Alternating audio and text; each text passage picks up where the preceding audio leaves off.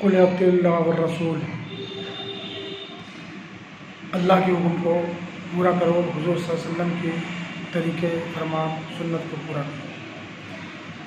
اب کس طرح سے میں سمجھاؤں، باتیں تو سمجھ میں آ رہی مگر اصل کیا ہے، سب معاملہ نیوٹرل ہے اور سب مٹی ہے۔ مٹی کو جتنا چاہو اونچا کر دو، چاہو ہیرا بنا دو، چاہے سونا بنا دو۔ تو ایک ہاتھ میں قرآن لے لو، دوسرے ہاتھ میں نبی کا فرمان لے لو، اور زندگی پورا جسم جو ہے، جان، یہ پورا معاملات ہے۔ اسی طریقے سے جس کے ہاتھ میں قرآن ہوگا، جس کے ہاتھ میں نبی کا فرمان ہوگا دوسرے ہاتھ میں، تو وہ اس کے پاس میں خاندانی، جسے بولتے ہیں نا بانس کے کوٹی میں بانس ہوتا ہے، تو پورا دین والے کا نشانی یہ ہے کہ 2 3 4 بیویاں، اولاد بھی ڈھیر سارا۔ اب کوئی بات نہیں مانتا، جھگڑا کرتا تھا، تم جھگڑا کرو نا یار، کیوں جھگڑا کرتے ہو؟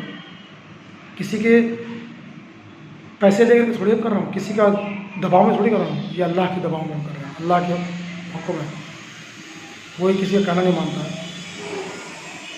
دین کام فری کرتے ہیں، یہ گستاخ اور یہ وہ، تم اتنے جاہل ہو کر کے اس کے بعد عالم کو تم غلط کرتے ہو، اور دین سب کے لیے برابر ہے۔ تم دین کیوں نہیں سیکھتے؟ ڈاکٹر انجینئر بن سکتے ہو، دین سیکھتے ہو پھانسی آتا ہے، اسلام کے دشمن بنتے ہو علماء کو، کیونکہ علماء نبی کے وارث سے رہبر ہے، دین کے رہبر ہے، پورا دین کے جو رہبر ہوتے ہیں وہ اس طرح ہوتے ہیں۔ اس لیے اعتراض کرو مگر معاف کر دیا لاسٹ میں، کیونکہ اللہ جس کو جیسے کرے۔ تو میں نے بتایا نا، ہم تو حالانکہ گستاخی بھی کچھ تم بولو گے، جیسے بولتے ہیں نا کہ 2 قدم تمہیں ملا چلنے کے لیے، اب تمہیں ہاتھ بھی چاہیے، پیر بھی چاہیے، آنکھ بھی چاہیے، کان بھی چاہیے، بال بھی چاہیے، داڑھی بھی چاہیے، پورا انسانیت کا وجود چاہیے، تب جا کر کے تمہارا دونوں پیر کامیاب ہے، ورنہ خالی پیر مل جائے تو کیا کرو گے؟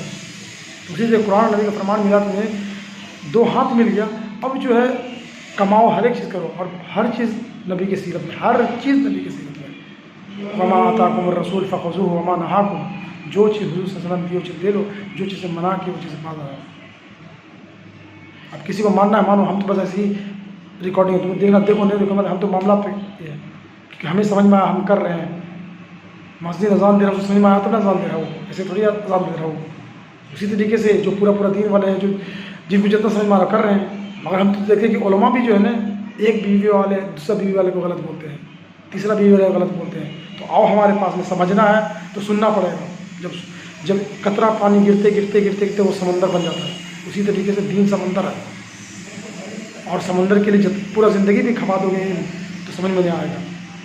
یہ مانگنا پڑے گا، یا اللہ میں، اور جو جس کا دیوانہ ہوتا ہے وہ اسی کا کاپی آتا ہے، اسی رہ گزر سے گزرنا پڑتا ہے، جس سے گزرا۔ جو حضور صلی اللہ علیہ وسلم کا دیوانہ ہوتا ہے اس کو حضور صلی اللہ علیہ وسلم کے طریقے میں آنا پڑے گا۔ کس طرح صحابہ کرام سے گزرا ہے، انہیں مار بھی کھانا پڑے گا، ذلیل بھی ہونا پڑے گا، بھی اولاد ہوگا۔